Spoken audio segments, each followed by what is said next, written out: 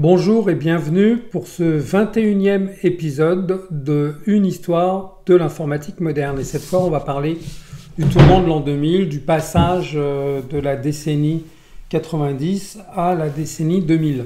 Et effectivement, il y a pas mal de choses à dire. Mais avant de commencer, je voudrais revenir rapidement sur Java, que j'ai déjà évoqué dans les épisodes précédents, parce que récemment, en lisant un livre sur les décennies 90 et 2000 de Microsoft, j'ai remarqué qu'il y avait en 96-97 une vingtaine de projets de suite Office programmés entièrement en Java, qui étaient financés par des venture capitalistes dans la Silicon Valley. Et donc je m'étais demandé quels étaient les projets qui avaient abouti. Et en fait, il n'y en avait aucun. Aucun qui avait abouti, aucun qui avait réussi à arriver jusqu'au marché et à déplacer Microsoft Office, qui était déjà à cette époque solidement installé. Mais malgré tout, quand on cherche vraiment, on trouve. Et donc j'ai trouvé effectivement une suite Office entièrement écrite en Java. Et il s'agit de Office. C'est pas très clair comment ça se prononce. Donc là, c'est une suite Office complète, entièrement écrite en Java, mais pas tellement agréable à utiliser d'après ceux qui l'ont testé, avec une interface dite soviétique. C'est pas terrible. Et puis plus proche de nous, un peu plus connu, il y a NeoOffice, qui a fini par devenir LibreOffice, enfin qui a été repris par l'équipe de LibreOffice, qui était écrit partiellement en Java. Et depuis que ça a été repris par LibreOffice, en fait, il se concentre principalement sur le fait de retirer le code Java le plus possible. Et ça, c'est une espèce de constante dans les grands projets Java qui ont été mis en avant. Au fil des années, les équipes se sont retrouvées quasiment obligées de de revenir en arrière, de retirer le code Java qui avait été utilisé. Bon, on y reviendra encore parce que c'est un sujet qui me tient à cœur, tout simplement parce que ça fait partie des grands échecs de l'informatique dont on n'a pas assez parlé, et donc je ferai peut-être un épisode dédié uniquement sur ces grandes annonces qui ont débouché sur rien ou qui n'ont pas eu lieu, pour voir que tout n'est pas rose dans ce qu'on nous annonce et qu'il y a souvent pas mal de vaporware, et en particulier autour de Java. Bon, maintenant commençons pour de bon cet épisode sur le tournant de l'informatique dans les années 2000. Et il y a eu quand même un certain nombre de bonnes surprises avec par exemple Linux. Linux que j'appelle la divine surprise. Bon, l'histoire de Linux est quand même plus ou moins connue. Ça a été développé dans les années 90 par Linus Torvald. On voit, c'est celui qui porte des lunettes là. Et c'était un projet de hobbyiste en fait au départ, un projet d'amateur qui a commencé à connaître une certaine ampleur. Ça a commencé en août 91 avec un message sur le forum Usenet, puis en septembre 91 avec un premier post sur un serveur FTP. Et puis à partir de là, les contributeurs se sont agrégés de plus en plus sur le projet. Il a commencé à y avoir des distributions Linux comme Slackware, puis Debian. Slackware en juillet 93, Debian en août 93. Mais il faut dire aussi que Linux est devenu ce qu'il est aujourd'hui, principalement en plus des efforts méritoires et très importants de Linus Torvald et des premiers contributeurs, mais également par l'apport du projet GNU, qui était conduit par Richard Stallman, qu'on voit ici en photo, c'est le barbu. Et Richard Stallman, c'est celui qui est à l'origine véritablement du mouvement open source. Et avec GNU, il avait pour ambition de bâtir un système d'exploitation complet. Finalement, il s'est rallié à Linux, qui n'était pas complètement idiot. Mais il n'est pas abusif de dire qu'on devrait appeler Linux GNU. Linux, ce serait plus juste. Parce que sans la contribution du projet initié par Stallman, il n'est pas tout à fait sûr que Linux serait devenu ce qu'il est aujourd'hui. Et l'essor de Linux, ça aboutit à cette conclusion assez amusante, assez étonnante, c'est que finalement on a eu Linux unifié, mais il n'est pas arrivé par une convergence des grands acteurs qui tous clamaient haut et fort qu'ils voulaient qu'il y ait un seul Unix, un Unix unifié sur le marché, mais qui n'ont jamais été capables de le faire véritablement. Mais finalement, l'Unix unifié, il est arrivé par Linux, c'est-à-dire par un groupe d'amateurs, un groupe de programmeurs indépendants qui développaient en code source ouvert, en open source donc, et qui finalement s'est imposé au nez et à la barbe de tous ces grands acteurs, de toutes leurs grandes annonces qui ont finalement débouché sur pas grand-chose pour pas dire rien. Et ça aussi, c'est une leçon, c'est les projets qui sont proches du terrain, qui sont proches de vrais utilisateurs passionnés, bien souvent, ça débouche plus que les projets initiés et financés par les grands acteurs, les grands éditeurs, les grands constructeurs, etc., qui n'ont pas le même agenda. En fait, il faut toujours s'en souvenir. Et c'est également ce qu'on a constaté avec la montée de l'open source, qui est également une des bonnes nouvelles du tournant des années 2000, c'est que l'open source est devenu quelque chose de sérieux, pris au sérieux, et c'était mérité.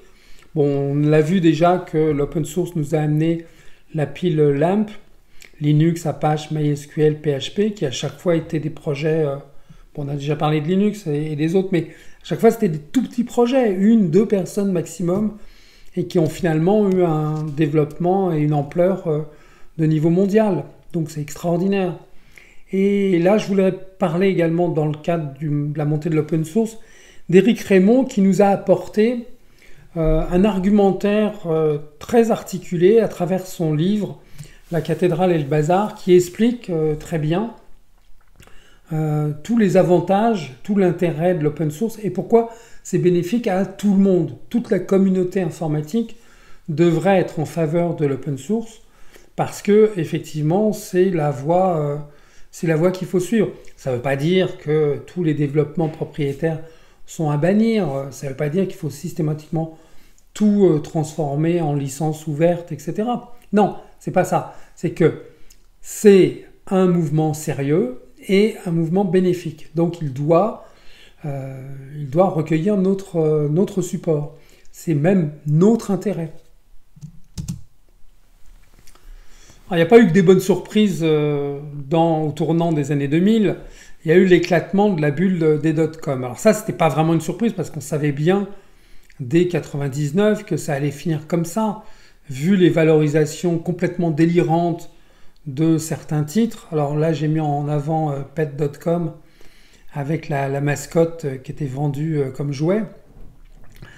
Pet.com, c'est pareil, c'est un de ceux qui avait eu des valorisations complètement délirantes par rapport à son véritable potentiel.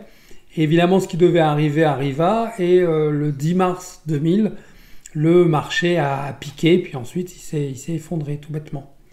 Et il faut l'avoir vécu sur le terrain pour voir l'ampleur de la catastrophe que ça a représenté. C'était pas une surprise, mais on s'attendait pas à ce que ce soit aussi fort. C'est le propre des bulles. Ça monte très haut, très vite, mais après ça descend très bas, très fort. Et c'est assez douloureux à vivre, alors que la montée, bien sûr, est assez euphorique. Donc, dans mon cas personnel, à ce moment-là, on était en train de s'occuper de l'entrée en bourse de SQLI en avril 2000. On a dû reporter parce que les conditions de marché étaient évidemment catastrophiques. On a réussi finalement à passer en juillet 2000, mais tout juste. Et on a été les seuls à réussir cette performance. Bon, on a eu un peu de chance, mais il faut toujours un peu de chance dans les réussites. Et ce qui est remarquable d'ailleurs, c'est que le marché a mis très longtemps avant de commencer à remonter. Il a fallu attendre août-septembre 2004, au moment de l'introduction de Google, et où, comme timidement, le marché a commencé à revenir au-dessus des 2000, alors qu'il était monté à 5000. Donc ça donne une idée de la chute. Le tournant de l'an 2000, il est inévitable qu'on parle du bug de l'an 2000. Alors pour beaucoup, ce bug, ça a été une sorte de plaisanterie, c'est-à-dire qu'on avait annoncé l'apocalypse, et l'apocalypse n'a pas eu lieu. Il n'y a pas eu de grande catastrophe liée au bug de l'an 2000. Mais justement, c'est parce que, pour une fois, on a réussi à prévenir le problème. On a été prévenu assez tôt et on a réussi collectivement à travailler pour éviter que ça se transforme en grosse catastrophe. Et c'est pour ça que, finalement, il n'y a eu que des incidents anecdotiques comme celui du panneau de bienvenue de l'école centrale de Nantes, qui le 3 janvier 2000 affiche le 3 janvier 1900. Bon, pour une école d'ingénieurs, c'est pas terrible les gars, vous auriez pu faire un peu mieux. Mais bon, ça restait anecdotique. Mais ce qui est intéressant à considérer, c'est à qui a profité le bug de l'an 2000. Ben, principalement à SAP. Bon, pas seulement, mais principalement à SAP.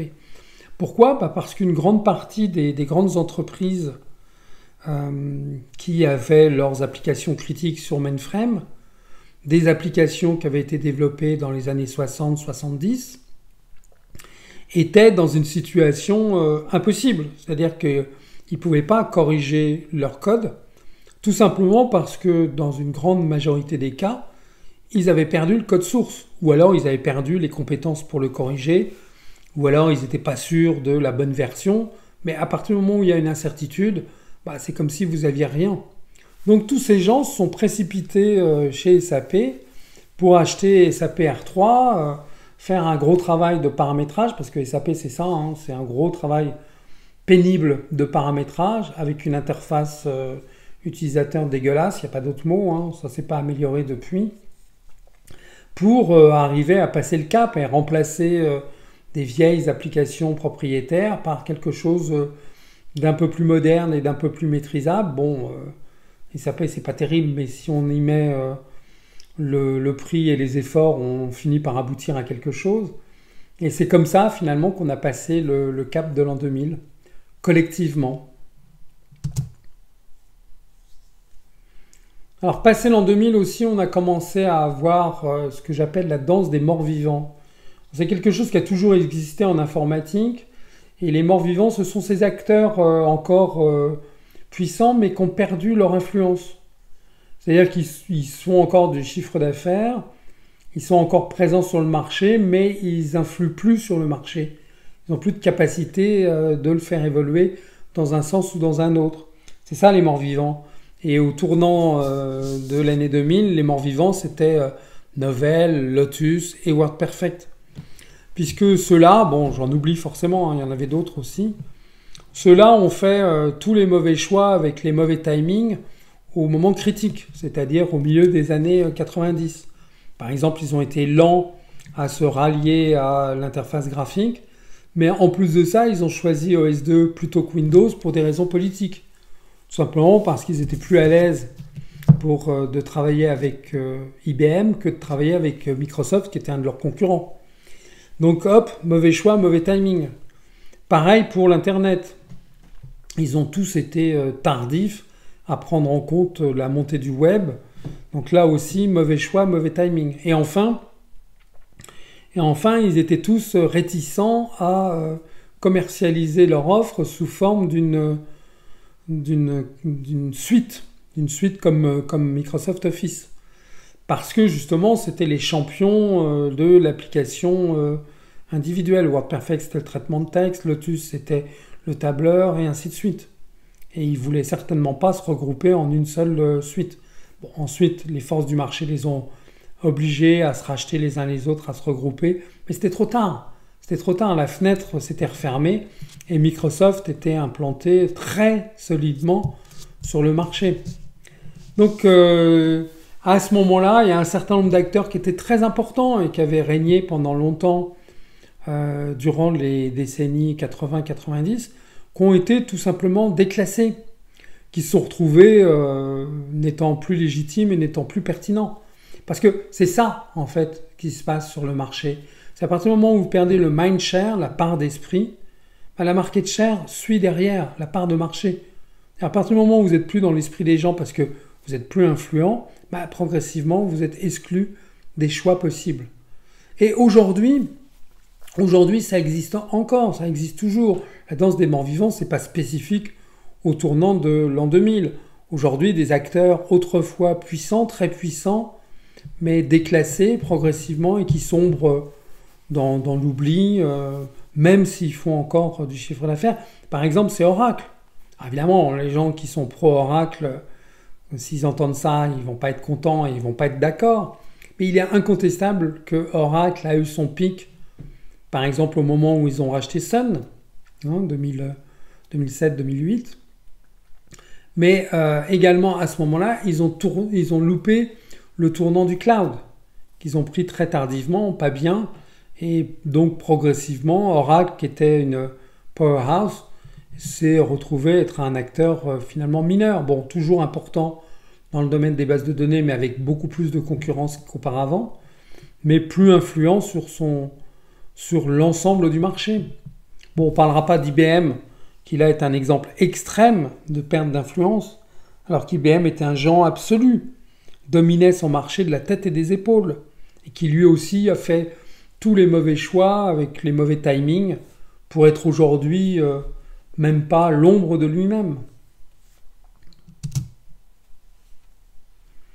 Et puis il y a eu l'émergence de nouveaux acteurs, d'une nouvelle tendance qu'on appelait les ASP à l'époque. ASP c'était pour Application Service Provider, et puis que très vite on a appelé les logiciels SaaS, Software as a Service.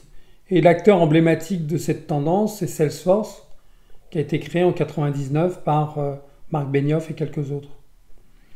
Et bon, bien sûr, il n'y a pas eu que Salesforce, mais Salesforce était vraiment le premier acteur à déboucher de façon importante, parce que des ASP, il y en a eu dès 98. Dès 98, on voyait déjà quelle tendance, quelle évolution du logiciel le web imposait.